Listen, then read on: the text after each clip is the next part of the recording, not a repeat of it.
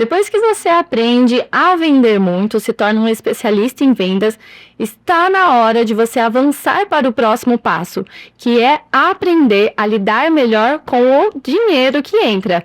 Para isso, no vídeo de hoje você vai aprender junto comigo e com um especialista no assunto como organizar as suas finanças. Vem comigo!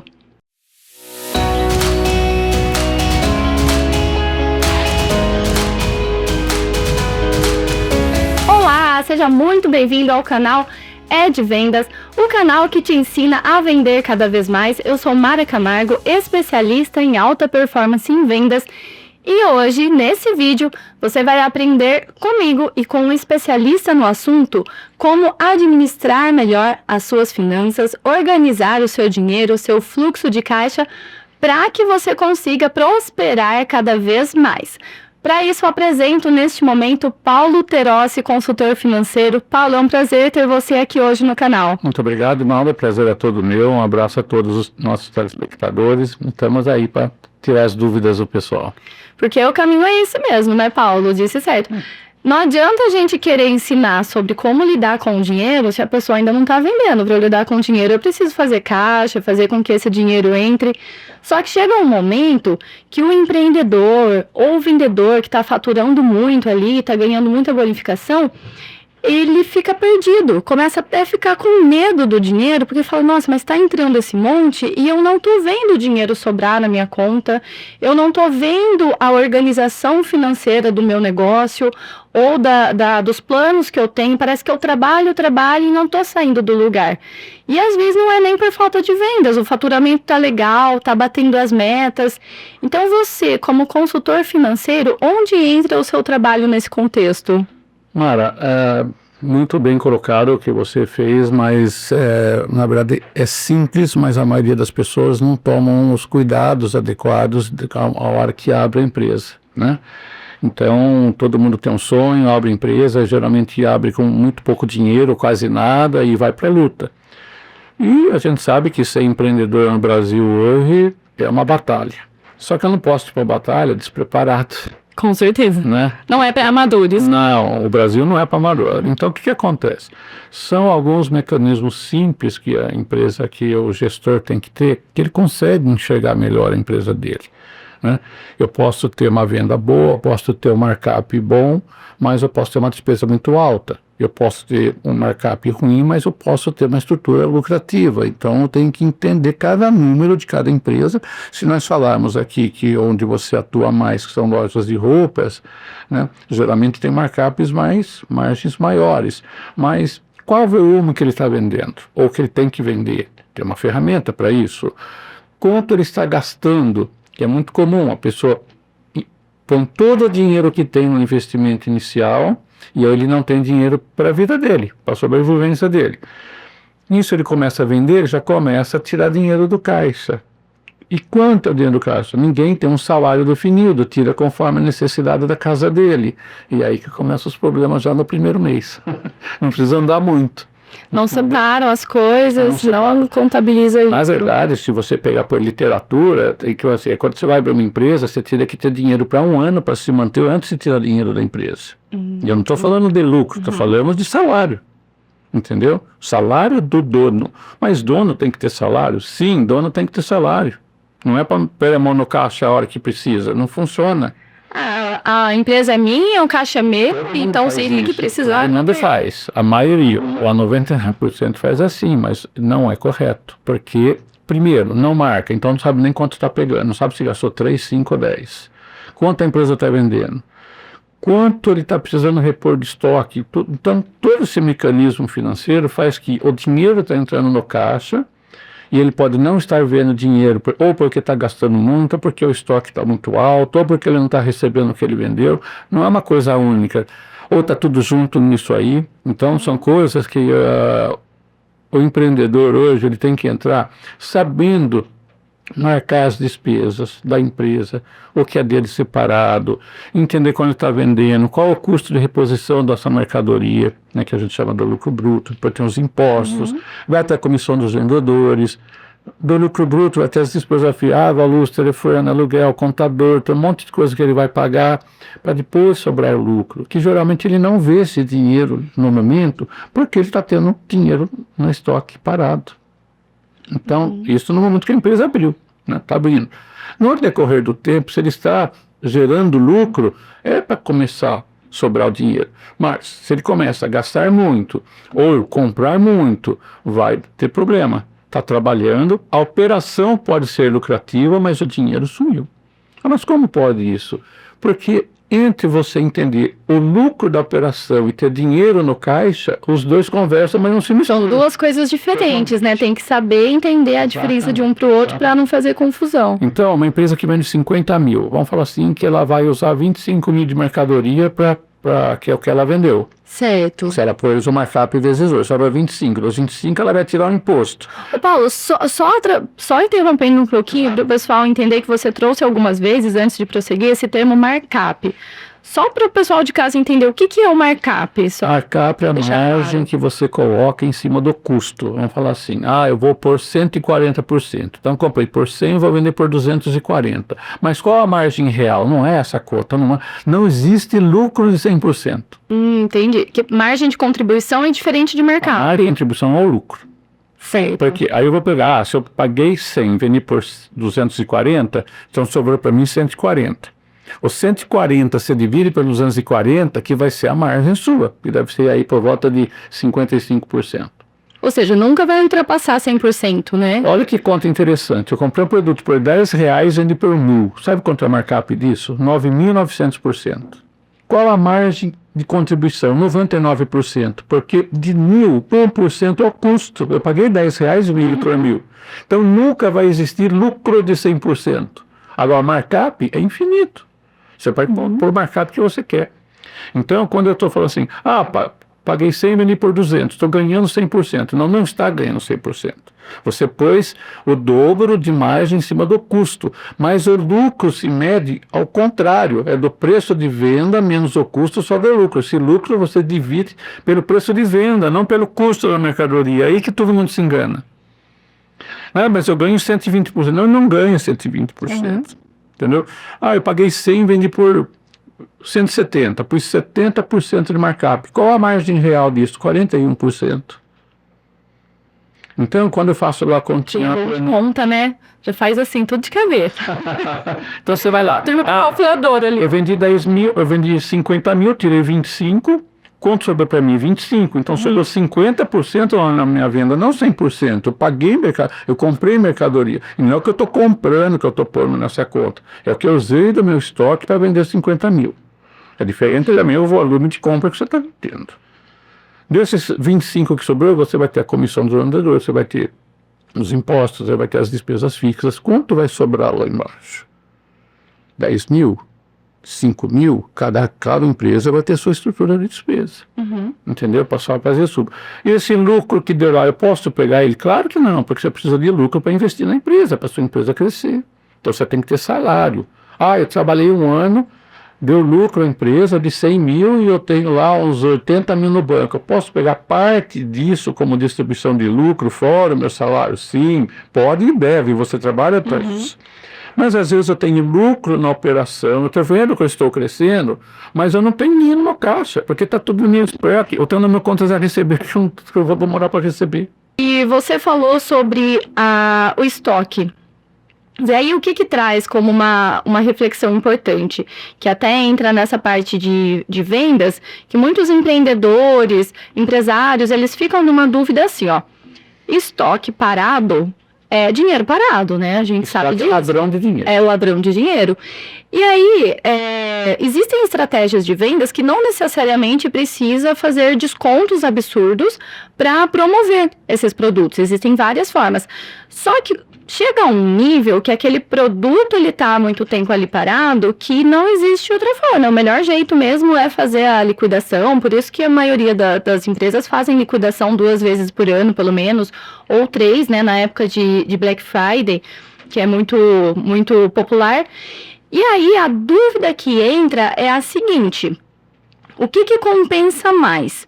Eu realmente derrubar o meu preço, derrubar a minha margem, colocar lá, como vejo muitos fazerem 70% de desconto, 50% de desconto, ou manter o meu estoque e aguardar mais um pouco? Depende do que é. Se eu estou falando do produto alimentício que vai vencer, eu vou ter que vender tudo. Senão realmente perde 100%, né? E no caso de roupas, eu uso um nome feio. Eu falo que é um estoque podre, porque só perde valor. E ele não valoriza. A moda vai passando, aquela peça o seu cliente já viu, as suas vendedoras já não aguentam mais mostrar aquilo lá, ela vai perdendo valor. Você só vai vender com promoção pesada. Não tem outro caminho.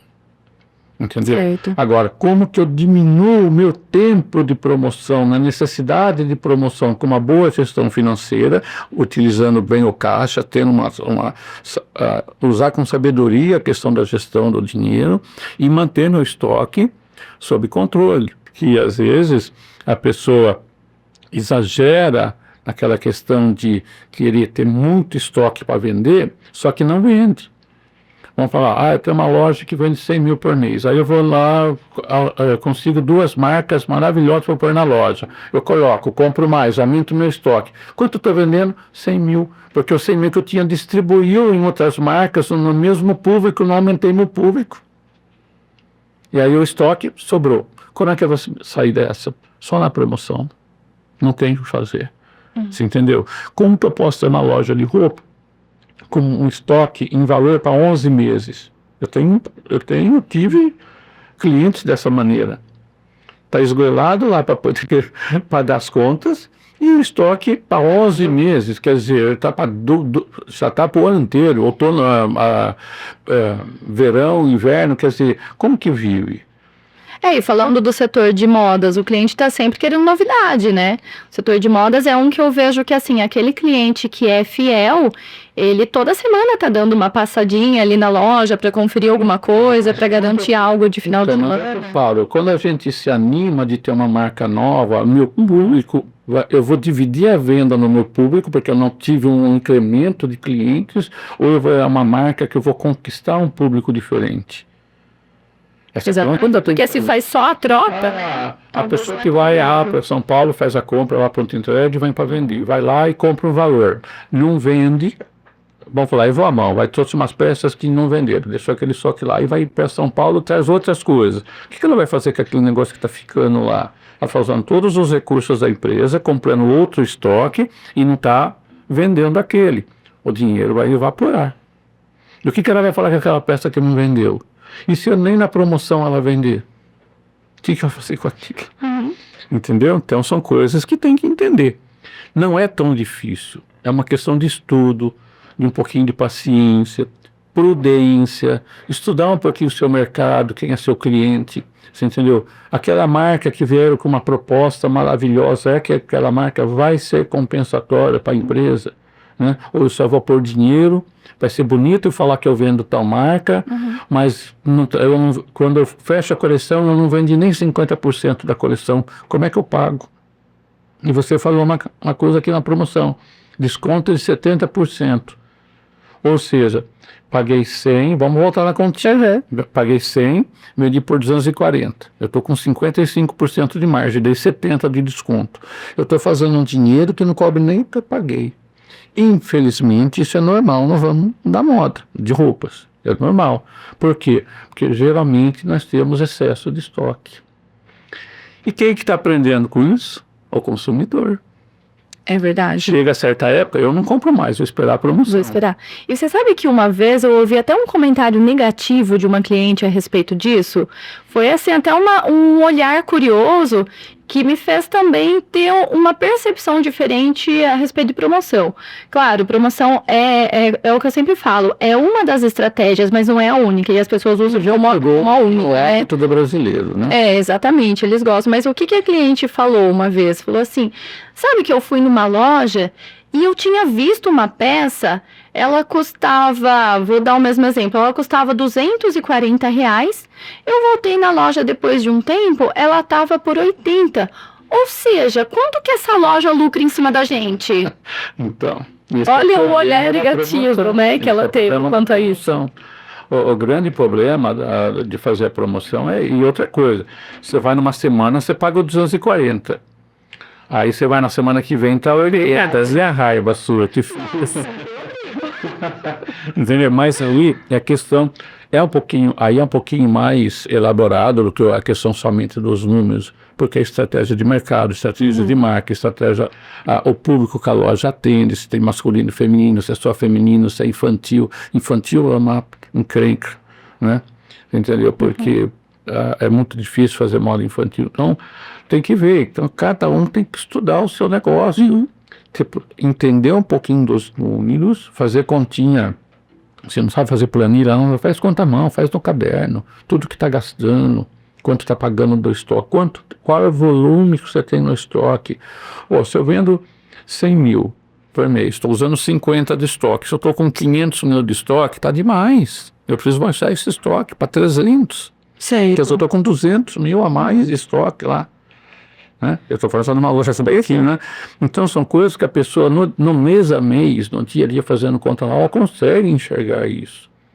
E, principalmente, fechar a torneira dos gastos.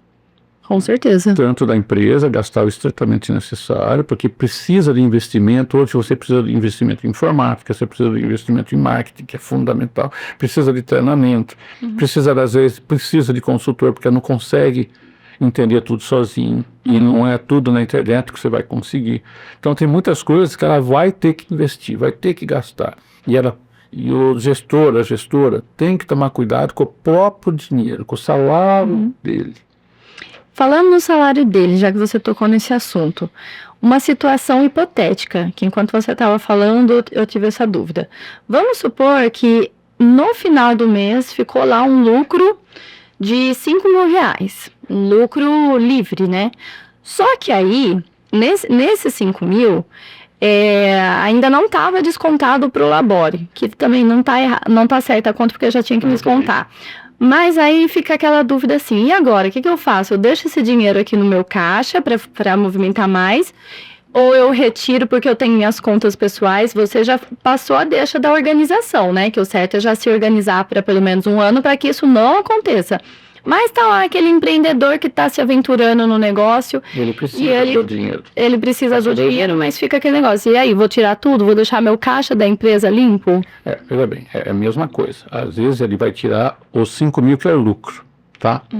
O fato do dinheiro é a questão do caixa, porque você pode estar pagando depois que você já recebeu, então você tem dinheiro no caixa, então você pode tirar. Você vai tirar, vai ter necessidade, você tem que viver, você vai tirar. Certo. Vai tirar tudo o lucro. O que vai acontecer? Vai prejudicar a empresa lá na frente.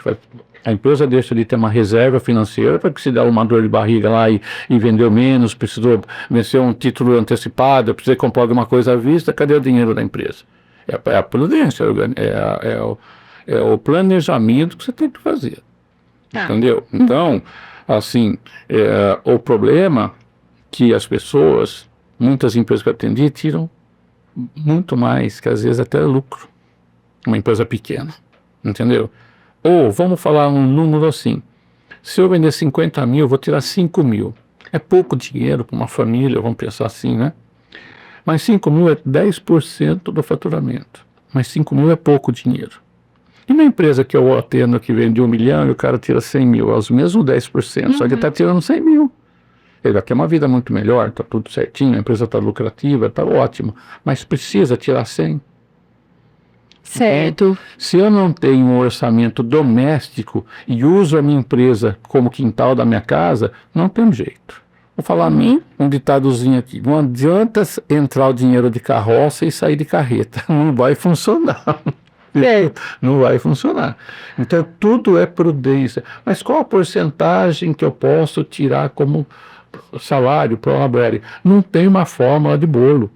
Porque, como eu falo, tem empresas que têm mais lucro, tem menos lucro, tem empresas que têm mais dinheiro disponível, tem empresas que têm menos dinheiro disponível. O que eu sugiro nas empresas é que tenha uma retirada compatível numa vida normal, sem extravagâncias, a empresa dando lucro e gera caixa, Não adianta eu ter lucro também, meu estoque, o meu dinheiro. Eu comprei um terreno, eu comprei uma caminhonete, eu estava no meu estoque, então eu tive lucro, mas não estou vendo esse dinheiro. Então, eu trabalhei, tive lucro, tenho dinheiro. Aí eu faço uma retirada. Deixo 60% para a empresa para reinvestir e tiro 40% desse lucro e do dinheiro disponível que eu tenho, tiro para mim, que é a minha prosperidade, é o meu progresso a partir do meu trabalho. Sim. Isso é importante também, que às vezes a pessoa ouve falando, tem que deixar o dinheiro no caixa, e pensa, nossa, nem vou contratar o Paulo, senão ele não vai deixar eu tirar nenhum real. Não, a gente sabe também, né, que a gente trabalha para ter. Mas é importante pensar assim, que primeiro a empresa prospera e depois o CPF automaticamente vai prosperar também. Agora, se a gente quer prosperar primeiro o CPF do que a empresa, a conta não fecha, né? As variáveis, né? Por isso que eu falo, cada empresa tem uma coisa, porque assim, eu posso ter uma margem baixa, mas eu vendo muito e eu vou ter lucro. Uhum. Nessa margem baixa, eu tenho que ter uma retirada mais contida, né? Uma retirada mais condizente com a margem que eu estou tendo do meu produto.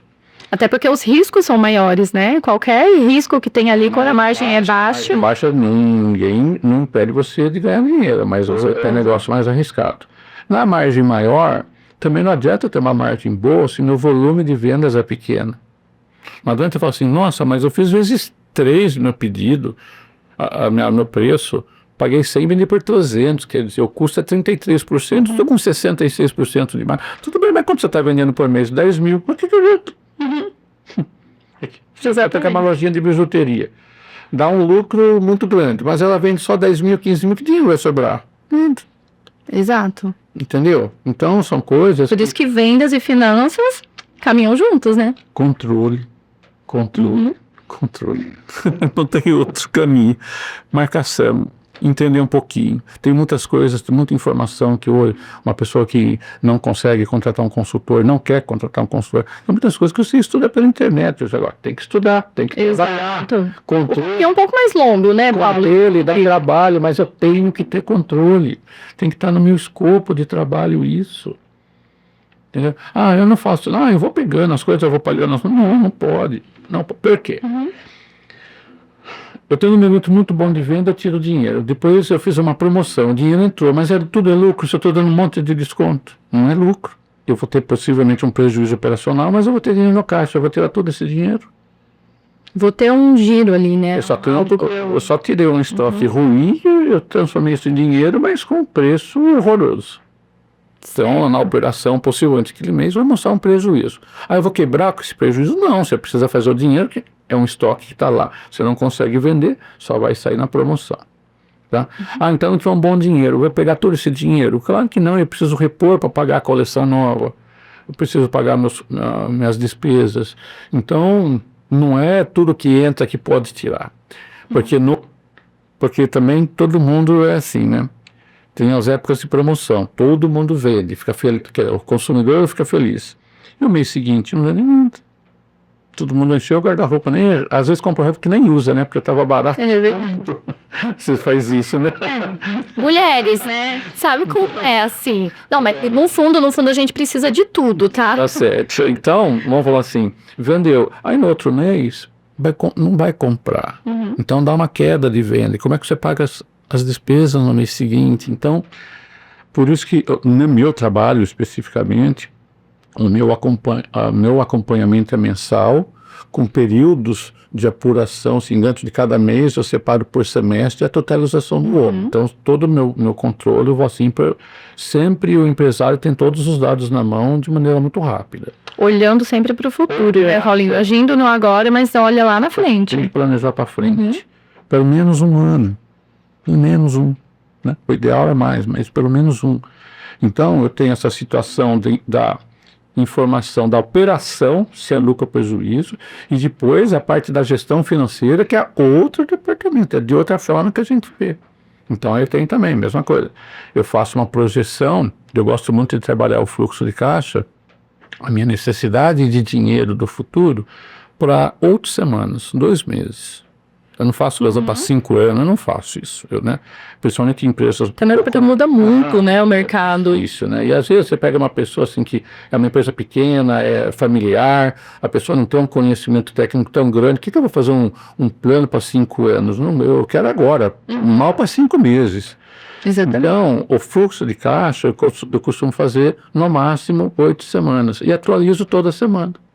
Porque aí entra, sai, paga, às vezes aparece uma despesa inesperada, às vezes entra uma receita inesperada. Pra não perder a visão do negócio ali, né? Porque aí eu tenho o acompanhamento mensal da operação, do prejuízo, e tenho o acompanhamento semanal do meu caixa. Olha que interessante, uma empresa X estava com problema tal, foi indo, ele fez um investimento, apertou um pouquinho, o estoque dele estava alto, era outro probleminha, só que aí, falou assim, mas vamos ver só o seu quanto a receber.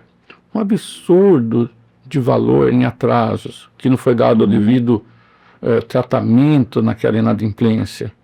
Quer dizer, não se Tinha um mata... setor de cobrança nesse caso, ou até tinha, mas não estava funcionando? São os dois. Mas eu acho que todas as outras... Tudo bem, tá anônimo a empresa. Mas houve um descuidado, né? Então, o que acontece? A pessoa está se preocupando em vender, está se preocupando com o seu estoque, em comprar, e não está se preocupando com o seu crediário. É um conjunto. Ser empresário hoje, voltando no comecinho da nossa conversa, é uma batalha diária. Muda muito a regra do jogo. Muda o clima, muda tudo. Exato. Né? Então, seja uma loja de roupa, seja uma empresa que vende milhões de reais, seja um carrinho de pipoca, tem que ter planejamento. Se o cara é o carrinho de pó, não ter planejamento, se ele for ficar em lugar que não tem movimento, você não vai vender nada. Não vai, pode ser a melhor pipoca que não vai. Exato. Então, tem que ter coisa. Aí entra a questão de concorrência, precificação, o produto que ela está vendendo, se é um produto exclusivo que ela tem, se ela está fabricando algo diferente, que aí entra a questão de marca, que pode ser diferente. Agora, se eu estou vendendo o mesmo produto com a mesma marca, eu vou correr o risco de eu estar tendo que... Eu tenho que vender a 100, mas o meu concorrente está vendendo a 80. Como é que eu chego nesse preço? Cálculo. Mas dá para vender? Vai diminuir alguma coisa, tem, mas existe questão de preço estratégico, venda estratégica, tem um monte de ferramentas, mas é um pouquinho já mais avançado, que por dia a dia é mais difícil, a não ser situações que eu trabalhei, que é a parte de marmoraria, marcenaria, que aí a gente faz esse preço estratégico. Porque se perde um negócio de móveis ou de granito, você vai ficar 50 anos sem vender para aquele cliente depois. Com certeza. É diferente do papel para no supermercado. Entre girando mais rápido, né? Apenas rápido. Então essa parte, como é um patrimônio que está comprando lá, então eu tenho uma ferramenta para isso que eu passo para meus clientes, que a gente chama de preço estratégico, que é para a gente trabalhar justamente isso. Na parte de serviços, você também atua em precificação? É mais difícil, né? Porque depende muito da visão que ele tem do serviço, você entendeu? E também entra a mesma coisa, eu preciso vender meu serviço a um preço, mas o mercado ainda não paga esse preço. E é muito importante também, né, Paulo, na precificação, fazer essa análise da concorrência, porque assim, você trouxe aqui toda a importância de conhecer a margem, conhecer o lucro, porque muitas pessoas talvez estão vendendo algo achando que está lucrando e não está.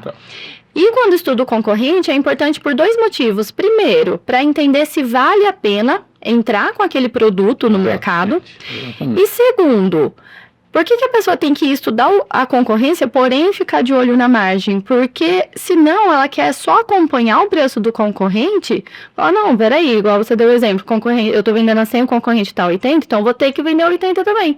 E quando ela vê, não tem lucro nenhum com aquilo. Então, mesma coisa, ela... De repente, se ela vender 80, ela vai ter que fazer um esforço, tem que vender muito mais, pelo menos, às vezes, pela estrutura de despesa que ela tem. E o consumidor não vai falar que ele está trabalhando errado, eu sei que é careira. Então, a gente tem que tomar muito cuidado com isso, né? Na questão de serviço, é a mesma coisa. A gente sabe que tem treinadores de vendas lá em todo lugar, tem consultor em todo lugar, e cada um tem o seu trabalho, a sua forma de trabalhar, cada um tem seu preço. Então, é muito comum uma comparação de preço nisso. Agora, qual a minha necessidade de valor para viver? Quanto eu tenho de gastos para poder trabalhar, com o transporte, a manutenção do meu carro, tudo para eu fazer uma taxa a hora para eu precificar minha hora de consultoria. Ô Paulo, e nas vendas, existe uma estratégia que supermercado utiliza muito e em outros segmentos dá certo, também funciona, que é o quê? O nosso termo chulo, né, que a gente chama, é ter produtos boi de piranha. E às vezes até promoção boi de piranha, que é o quê? Às vezes naquele produto... Vender abaixo do custo. Eu vendi abaixo do custo, mas eu preciso ter ele porque o meu público procura. É aquele tipo de produto que não é para faltar. Por exemplo, o mercado vai deixar faltar arroz e feijão? Não pode.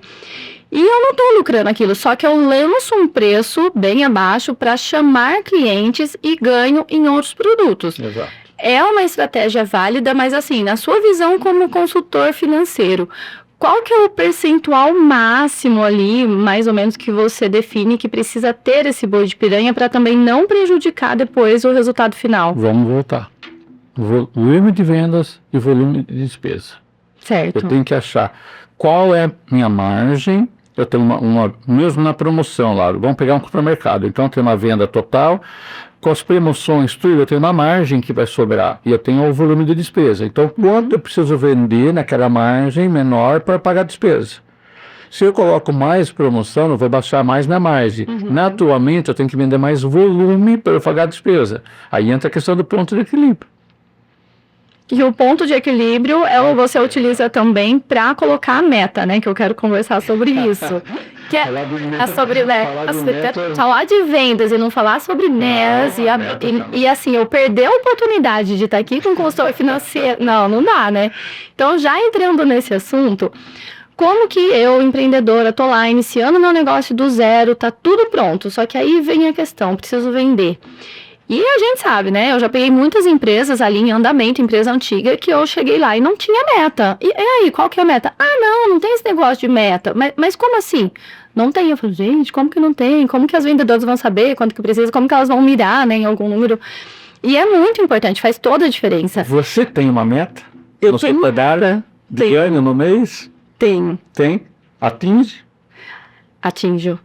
Tá. Tem algumas que são muito difíceis, bem audaciosas, que assim, eu falo, as minhas metas, elas chegam a ser meio de arrepiar, né? Mas ela tem que ser. Eu penso assim que a meta, se for fácil demais, aí facilita muito a vida do vendedor, né? Não, são dois pontos muito importantes que você até calcular isso. Então, primeiro, que se eu der uma meta muito alta, eu vou desencorajar o vendedor no dia 1º do mês. Né? Se eu fizer muito baixo, eu vou bonificar algo, eu vou premiar algo por baixo esforço. Tem que achar o equilíbrio. Só que o equilíbrio não está entre o patrão e o funcionário, não está entre o gestor e o vendedor e a vendedora. Eu tenho uma situação. Quanto eu preciso vender para cobrir minhas despesas? Pondo equilíbrio. Esse é um número. Certo. Quanto eu vendi no mês passado? Quanto eu vendi no mesmo mês do ano passado? Eu tenho que crescer. Empresa que não cresce é atropelada, morre. Mas eu não quero crescer. Não existe isso. Uma empresa que não corpo humano, ele cresce, ele desenvolve, não para. Então, mas eu não quero crescer. Não existe isso. Se você vende 10, no ano que vem você tem que vender 12, você tem inflação de custo, você tem um monte de coisa, você vai querer mais dinheiro, então você tem que vender mais. Quando eu estou falando de meta, a própria forma do gestor passar a meta para os funcionários, talvez haja um grande equívoco, porque a pessoa acha que a meta é uma punição. Não é essa punição. Porém, eu tenho que ter uma meta condizente com o meu mercado, com a estrutura dos meus vendedores e com a estrutura de eu entender a necessidade do ponto de equilíbrio da minha empresa, quanto eu preciso vender para pagar despesa, a partir do momento que eu começo a ter lucro, qual é o meu histórico de venda de períodos anteriores. Você sabe que na empresa que a gente atende, eu faço esse histórico de 2 anos para trás, 3 anos para trás, para fazer meta. Né? Então, não é uma coisa assim, simplesmente, vai vendo 50 mil. Não. Eu não gosto de metas individuais, porque a gente desqualifica, às vezes, né, o país que está desqualificando o vendedor, mas tem situações que você tem um vendedor muito experiente e pessoas que estão entrando na loja, está há pouco tempo lá. Não dá como você pôr uma meta única. Mesma coisa, o que vende bem vai estar fácil e o que não sabe ainda tudo o mercado que ela está atuando, vai ficar muito difícil. Eu vou, assim, não vai funcionar também.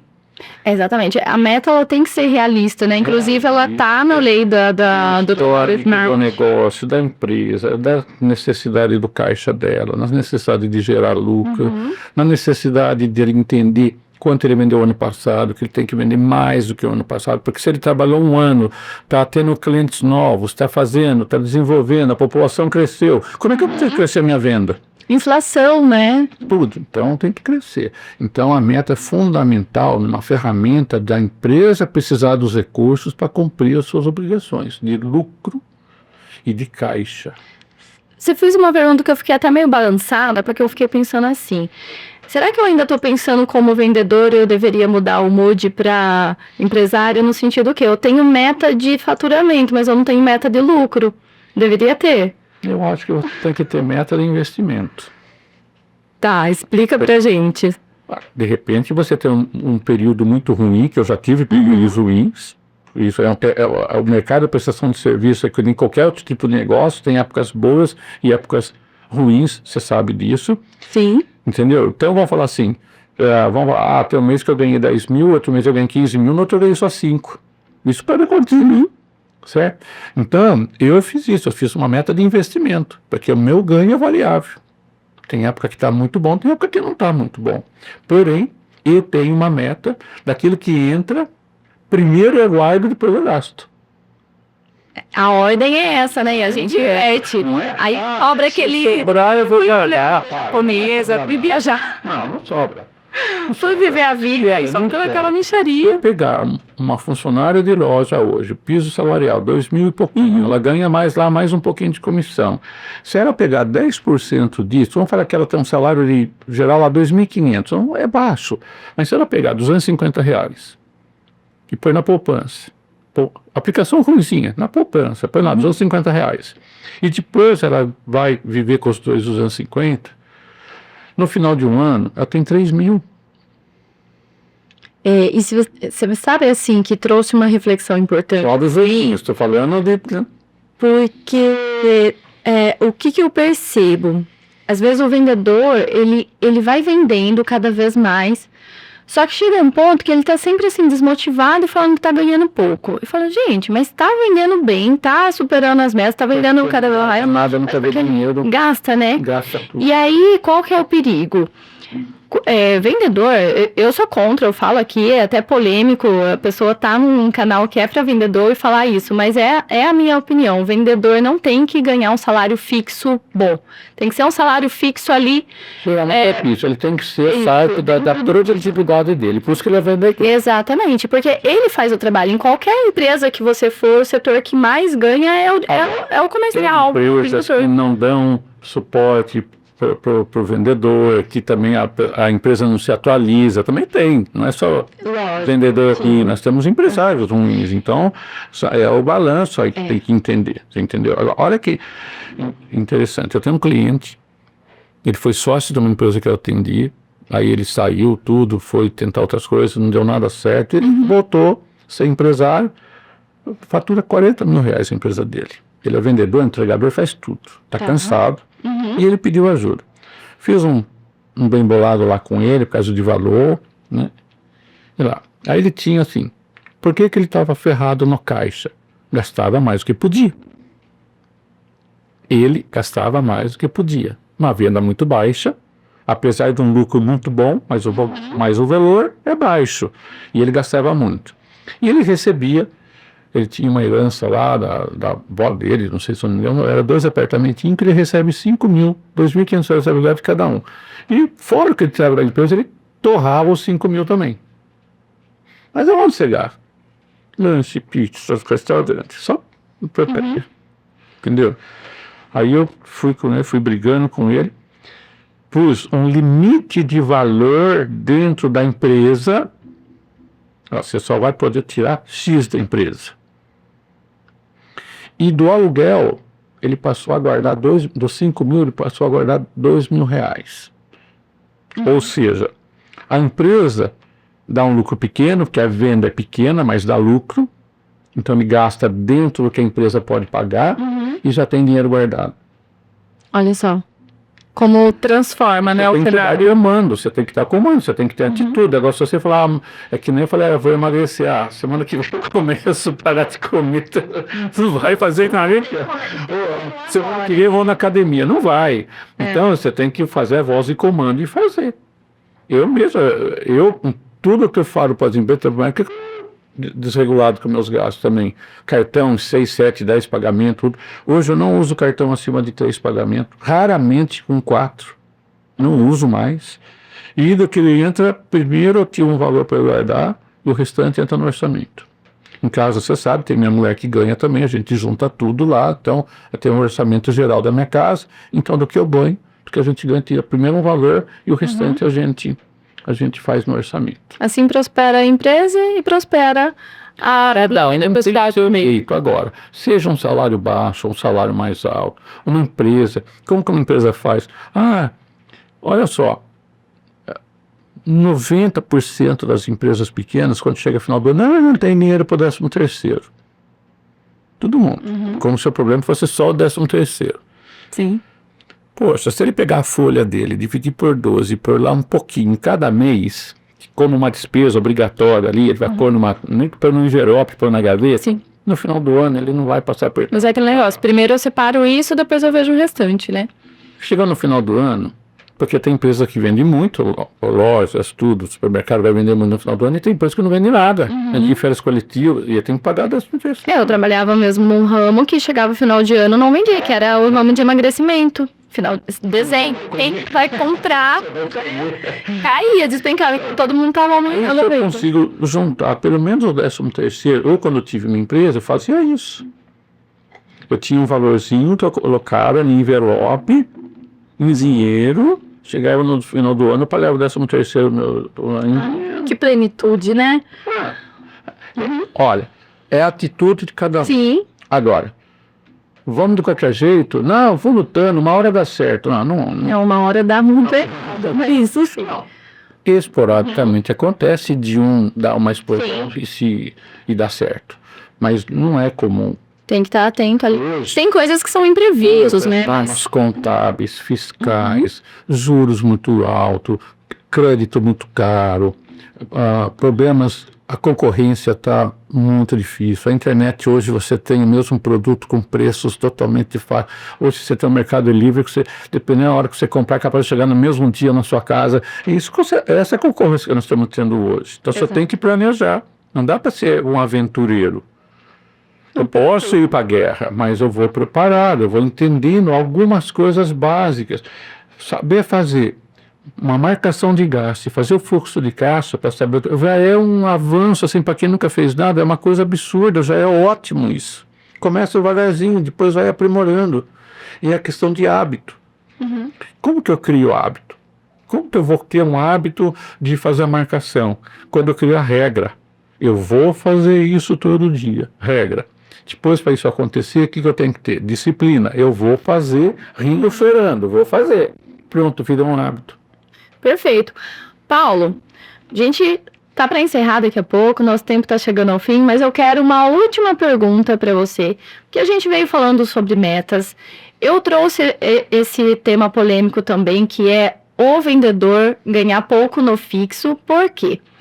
Porque eu sou a favor dele ser muito valorizado no variável, dele ganhar muito bem pelo que ele entregou, pelo resultado que ele deu. E eu também falo muito sobre vendedor ter as suas metas pessoais, porque se ele tem as suas metas pessoais, ele vai buscar as metas da empresa também, porque aí ele tem aquela motivação maior para ele trabalhar, porque ele vai dar nome às bonificações. Então, aqui entrando nesse assunto que a gente ainda não abordou, que é bonificações, você como consultor financeiro, qual que é a orientação? Por quê? Eu sei que ainda tem empresários que são muito resistentes a isso. Mas aí eu vou vender muito bem, mas olha o tanto que eu vou ter que pagar para o vendedor. Só que talvez, agora assim, o meu ponto de vista, a empresa não teria atingido aquele faturamento se não tivesse essa gratificação. E aí eu sou totalmente contra ter metas, mas não ter nenhum reconhecimento, nenhum prêmio, nenhum nada mais. Claro que cada um tem o seu sistema de bonificação, Mas essa é a forma como eu enxergo que vai motivar melhor a equipe de vendas. Agora, no olhar de quem está ali, controlando centavo por centavo do que entra e do que sai, o que você diz para os empresários? Eu trabalhei numa empresa que o cara mandou o vendedor embora que ele estava ganhando muito. Ele assim, né? E agora eu não vou conseguir diminuir o pagamento dele, vou mandar embora. Por quê? Ele tinha uma retirada X, um salário, mas tinha o lucro da empresa, certo? Ele era empresário. Ele tinha uma retirada pequena, mas ele tinha o lucro da empresa. Só que o vendedor comissionado ganhava bastante, porque vendia bastante. E ele mandou o vendedor embora. As coisas... Só está prejudicando o lucro? Claro que não, né? Claro que não. Então, é esse o ponto. Porque assim, pode acontecer, às vezes, um cálculo errado, né? Não, por isso que eu falo. Margem pequena, comissão pequena. Margem maior, comissão maior. Se eu tenho um fixo, vai ter uma base de comissão menor também. Então, essa base que vai entender. Claro que quando você faz as contas de resultado, a gente chama de despesas variáveis. A comissão só ocorre depois da venda. Assim como o imposto. Certo? Então, eu tenho lá um valor que cabe perfeitamente dentro da margem que eu tenho. Não adianta eu querer pagar 10% de comissão num produto que eu tenho 30% de margem. Aí eu vou lá. E também eu estou uma margem maior e eu estou pagando eu tenho fixo e vou pagar muito pouco para a pessoa também, que vai desmotivar. É a mesma coisa. Claro que tem que ter um bom senso, a prudência. Agora, hoje, a gente tem que ter a meta, é obrigatório. Se eu estou falando principalmente de loja de roupa, ou qualquer setor que eu estou falando, a gente tem que ter essas metas. Loja de departamento hoje, as metas são muito pesadas. Né? Aqui em Leme tem lá, Magazine Luiza, Casa Bahia, as metas são absurdas. Às vezes eu fiquei sabendo da meta deles lá, eu falei assim, nossa, e são cobrados, se não bater meta por um tempo, são mandados embora. Exato. Entendeu? Então tem que ter com metas compatíveis com o negócio, em termos de margem, volume de venda e a necessidade de crescimento da empresa. Valorizar, sim, o funcionário, o atendente, né, ou seja, o nome que cada um dá para o seu vendedor, para tudo, mas tem que ter essa remuneração. Pessoa que não remunera, o que vai acontecer? A pessoa trabalha, vê que está vendendo bem e vem aquele saláriozinho na conta dela. Vai desmotivar, ela vai embora. O funcionário ou a funcionária vai embora. Hein? E aí você, às vezes, por uma bobagem de querer economizar, você perde pessoas que, às vezes, até carregam de peso nas costas com o volume de venda que ela tem. Então, não dá, entendeu? Hoje é um mecanismo que tem que ter isso aí. Seja o vendedor externo, representante comercial, seja o vendedor de loja, vendedor de departamento, não importa. Você tem que bonificar mediante o seu negócio. Como que eu entendo que eu posso pagar tudo? Volta lá de novo no controle, marca os gastos, vê sua margem, faz o seu resultado, você entendeu? Mesmo que eu pague um pouquinho mais de comissão, vai baixar um pouquinho na margem, porém eu vendo muito mais, entra muito mais dinheiro no meu caixa, mesmo numa margem menor. Essa conta que dá um nó na cabeça das pessoas. Nossa, mas eu vou ganhar menos, mas você vendeu muito mais. Tem que entender que trazer o vendedor como parceiro, né? Tanto a mensagem do vendedor entender que o empresário também é parceiro dele nesse sentido de um precisa do outro, precisa ali do gerente na hora de uma negociação, de uma intervenção junto. A gente sabe tem que andar em parceria, né? A gente sabe também que tem funcionários que não correspondem à necessidade da empresa e da empresa que os gestores não correspondem à necessidade dos funcionários. Sim, Né? sempre. Então não é a culpa de um ou de outro, tem implica dos dois lados, são situações dos dois lados que acontecem. Agora, um gestor razoavelmente controlado, conhecedor do seu negócio, se está com um vendedor que não está dando o resultado dele, ele tem que trocar. Mas está difícil arrumar funcionário. Está difícil, mas tem que tentar, porque também não é porque está difícil arrumar funcionário que eu vou ficar com uma pessoa que não serve lá dentro. Agora, se eu estou trabalhando numa loja e aquele patrão não está me servindo, eu também vou ter que me virar e procurar outro lugar, porque eu não vou estar feliz nesse lugar, não está reconhecendo o meu trabalho, não está remunerando o meu trabalho, então também, tá vendo? É uma questão de atitude, uma questão de você planejar, saber os seus números pessoais, para saber o que você precisa, as suas metas, e ter a questão da empresa e das metas dela. Com certeza. A gente trabalha numa empresa junto lá e a gente sabe o relacionamento lá é bastante profissional, né? A gente sabe do que acontece, você passa muita coisa lá dentro do seu treinamento, dessas questões das metas, e quando eu coloco a meta lá, sempre tem aqueles bicão, né? Mas eu já expliquei o porquê das metas. Então, há hoje uma brincadeira, tudo, mas as meninas já entendem o porquê dos valores de metas. Então, fica mais fácil o trabalho, melhora o relacionamento patrão-empregado. Você entendeu? Melhora o entendimento. Quando você explica o porquê de certas coisas, existe uma situação melhor da gestão da empresa. Agora, se você vai lá, tudo com voz, faz isso que eu estou mandando, não, vai ser assim que eu quero assim, e não explica o porquê, aí sempre vai dar um probleminha, né? Infelizmente, sempre vai dar um probleminha. Empresário tem que ser empresário, não dono de firma. Ele tem que pensar empresarialmente, ele tem que pensar progredindo, ele tem que pensar na prosperidade dele. Não pensar como dono de firma que vai tacando a mão no dinheiro lá e ele depois vive pendurado lá como gerente do banco que precisa de dinheiro para pagar as contas dele.